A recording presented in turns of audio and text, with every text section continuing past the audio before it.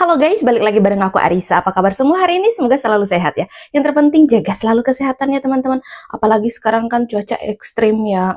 Kalau di Kalimantan tuh aduh, yang siangnya panas, malamnya tiba-tiba dingin sekali. Ya, jadi ya harus jaga kesehatan ya teman-teman. Nah, video kali ini ada yang lebih menarik nih teman-teman. Kayaknya kita langsung gas aja deh ke videonya. Ada tiga, jadi white ya, Jokowi's white paper, white, kemudian black itu Gibran's black paper, nanti ada Jokowi's dark. Oh, dark. Ini Dark final white. chapter. Final chapter Oh, nanti. ini seru ini kayaknya ya. Cuma yang jadi pertanyaan nih Mas Pung ya. Kalau sudah dicekal, tadi 20 hari kemudian diperpanjang jadi 6 bulan.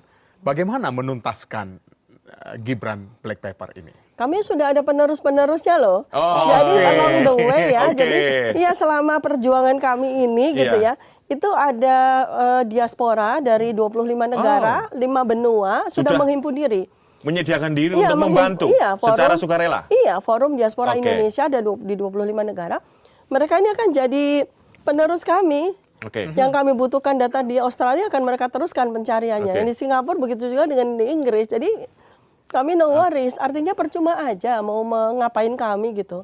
Artinya apalagi, buku itu tetap akan terbit ya? Iya, dalam dunia virtual seperti ini itu siapa yang bisa menghentikan langkah? Nggak bisa. Jadi sekarang ini pertanyaannya justru adalah bahwa kita bertanya kepada Presiden Prabowo Subianto.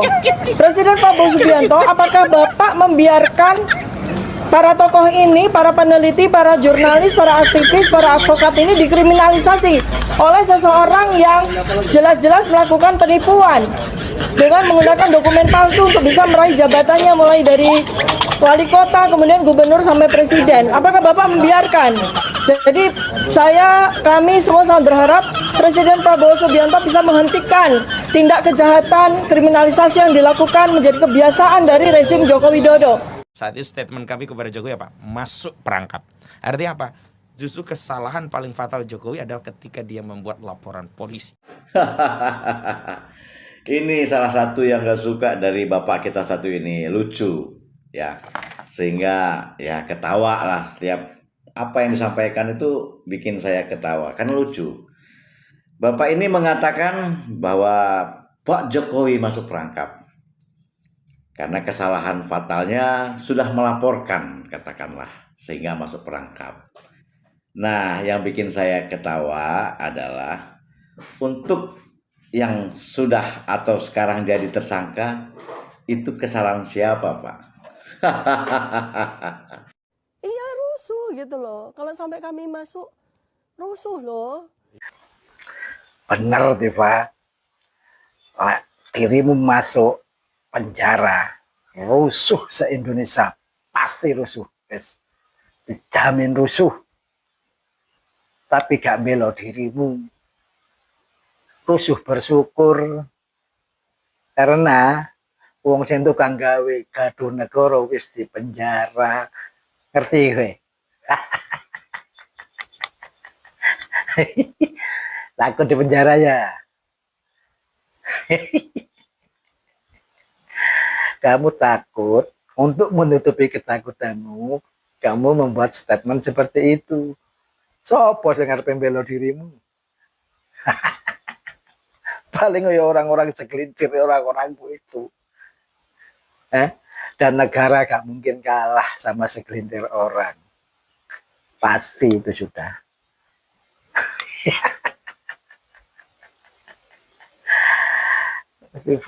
Tifa. Makanya jadi orang itu jangan sok-sokan, sok jadi ilmuwan lah, sok jadi akademisi lah.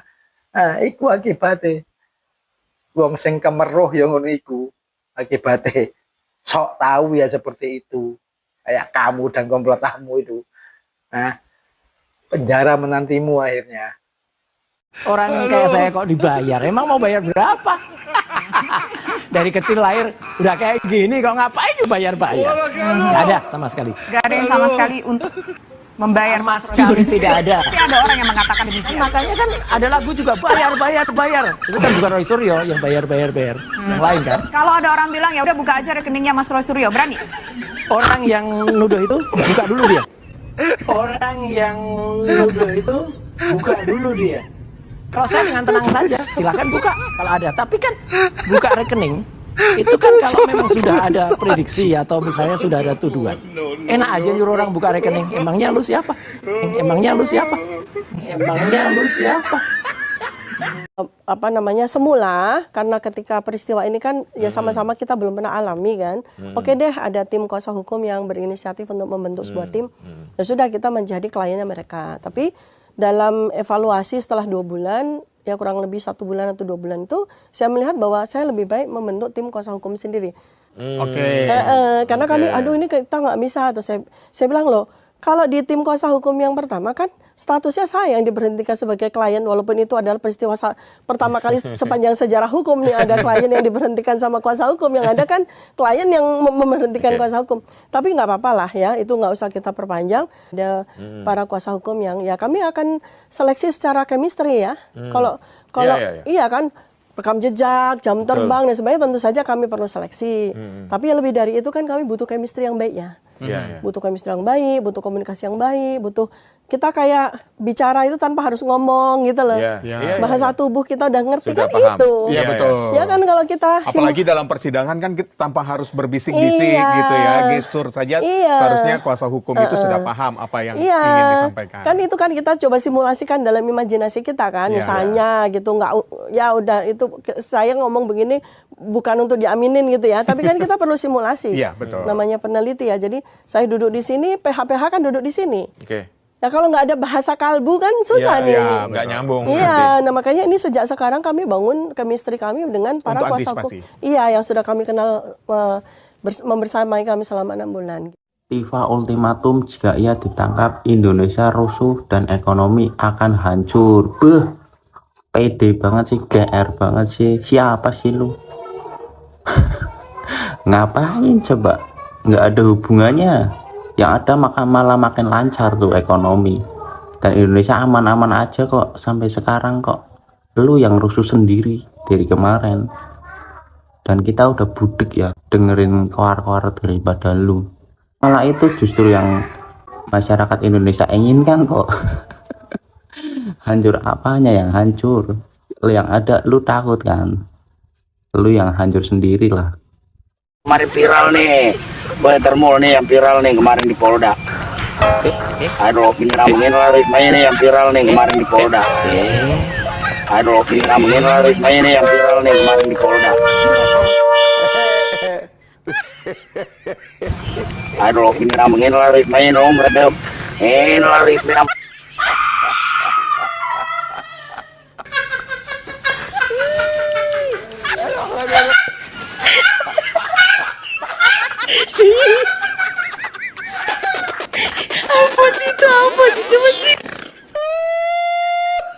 Saya mau menjawab soal apa yang terjadi di KIP. Di KIP, karena saya juga salah satu tim kuasa hukum yang terlibat di dalam proses Komisi Informasi Publik, harus dibedakan dengan ranah hukum pidana. Yang di KIP itu adalah kita ingin menjawab di mana sebenarnya keberadaan ijazah Pak Joko Widodo. Hari ini kita tidak lagi menuntut Pak Joko Widodo, tolong tunjukkan ijazahmu kepada rakyat. Menurut saya itu udah basi. Kenapa? Karena itu pun dituntut dari awal sampai dunia kiamat pun Pak Jokowi tidak pernah akan menunjukkan ijazahnya. Cara yang kami lakukan secara hukum adalah apa?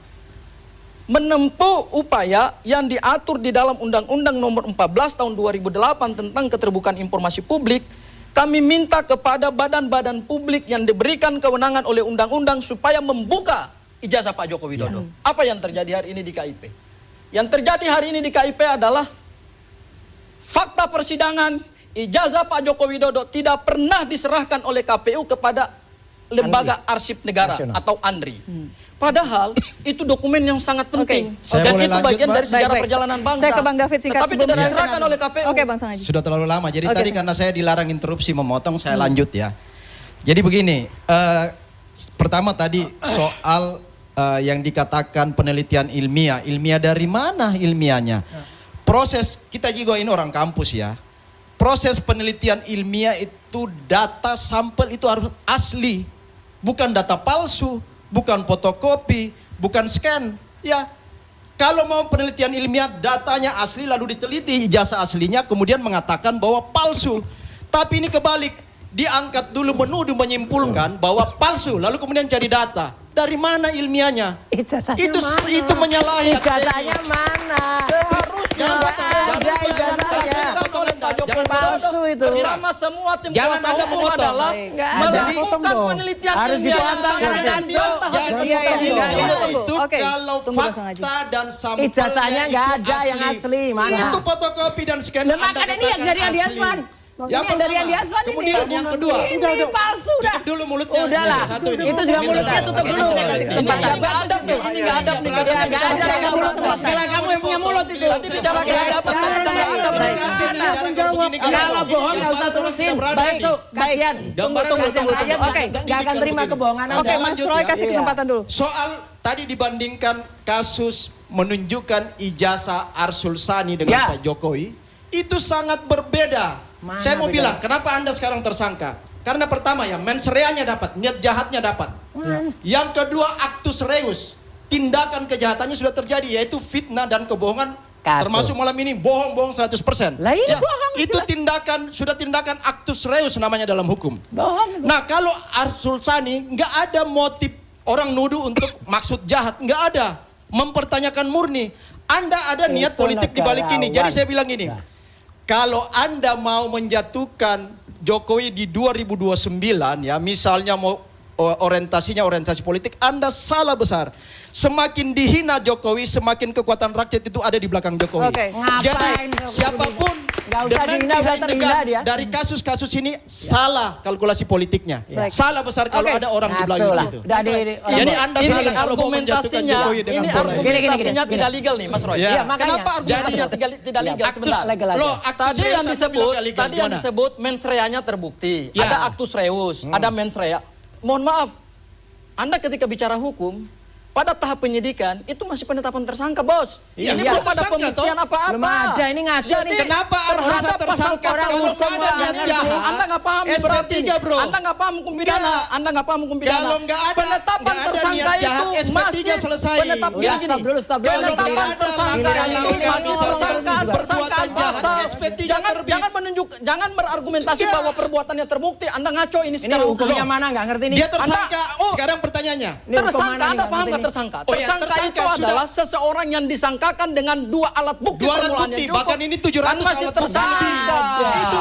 Itu 700 lebih. Narasi yang sesat. Saksi ahli 22. Anda membangun narasi hukum yang sesat. Tidak logik secara hukum, melanggar KUHP dan melanggar KUHP. 123 saksi. Tidak bisa dipertanggungjawabkan secara hukum. Ada 700 alat bukti, 123 saksi. Persangkaan baru tersangka bukan terpidana. Jadi jangan ngomong unsur pidananya terbukti. Ngaco kamu. Kita harus jeda, kami akan kembali sesaat lagi di Headline Media.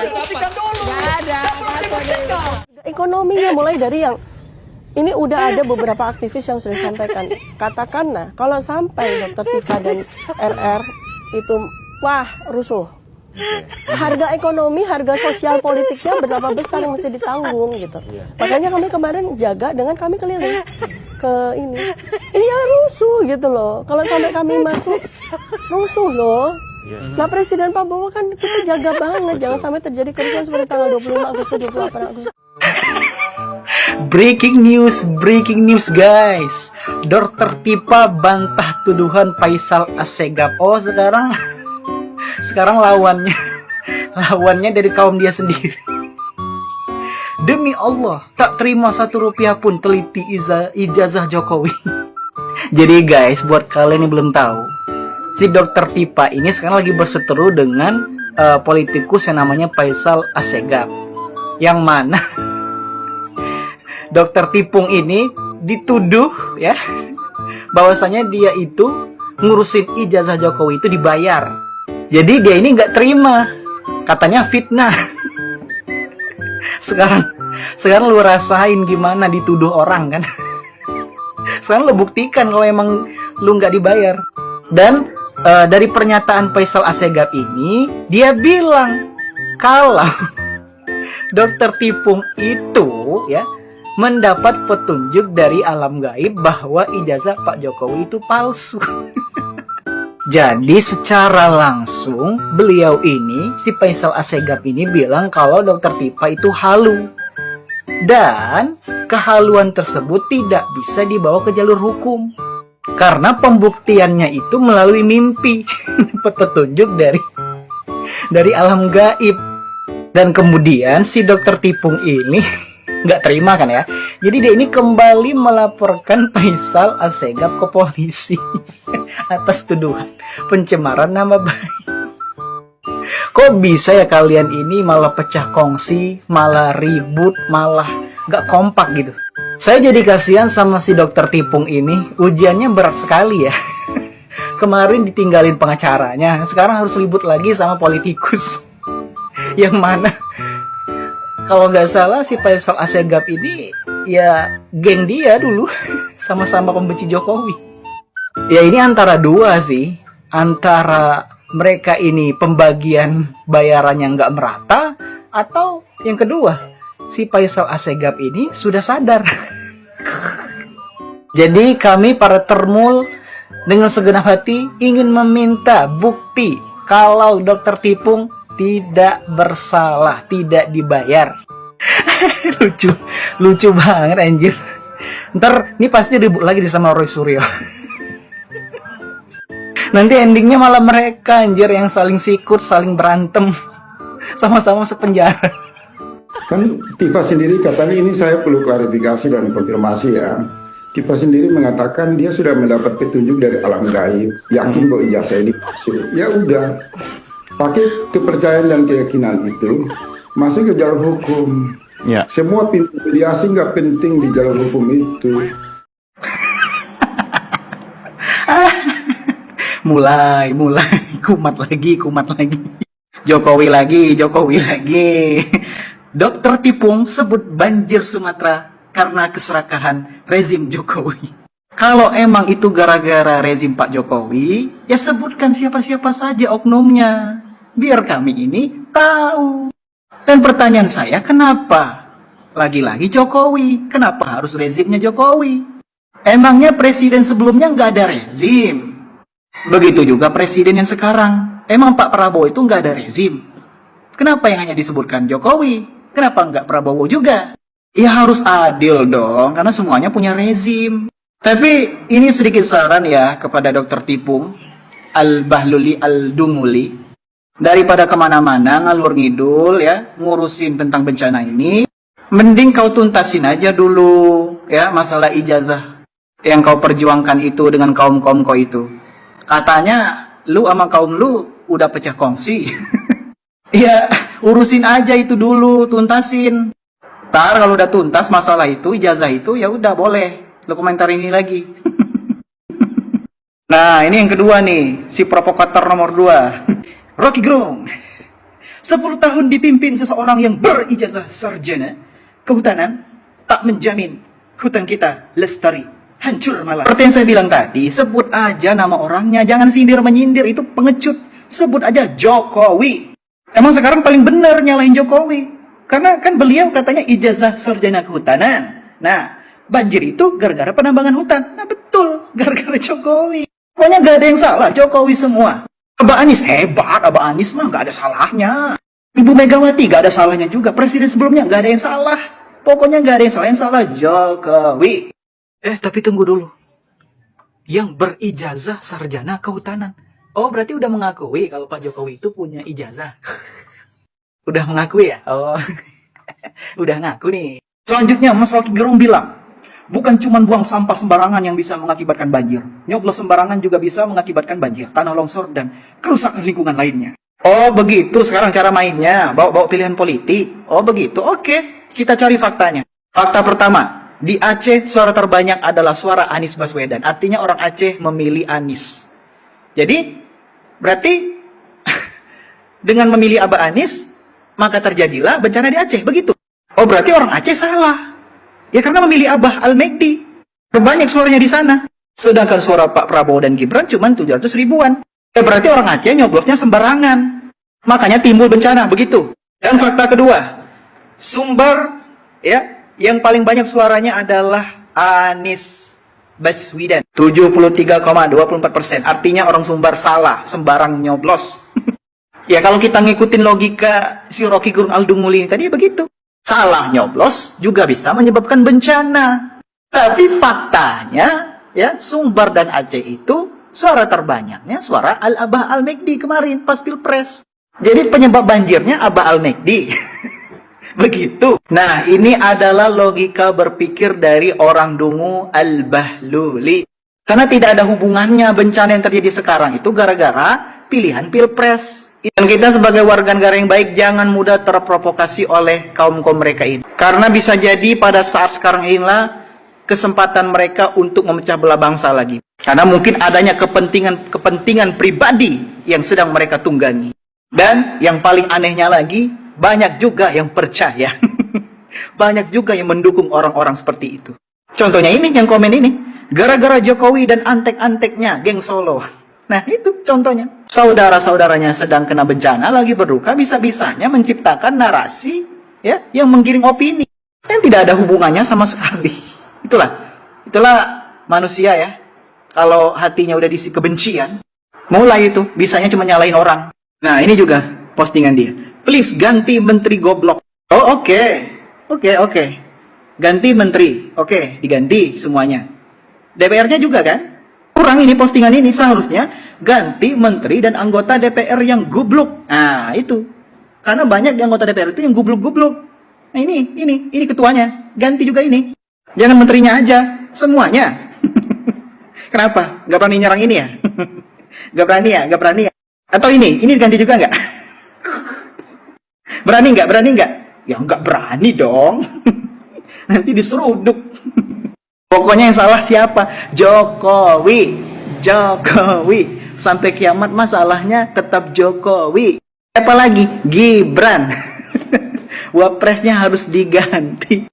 Diganti siapa? Diganti Abah Anies. Turunkan Prabowo, turunkan Gibran, gantinya Anies. Gitu kan maunya. Kita sudah menyimak videonya teman-teman ya. So, kalau menurut kalian teman-teman gimana tentang video yang barusan kita simak? Coba ketik-ketik di kolom komentar. Aku juga ucapin terima kasih banyak buat teman-teman yang sudah stay bersama Arissa Sebastia. Selalu ngikutin aku, kayaknya sekian dulu video dari aku. Sampai jumpa di video selanjutnya. Bye!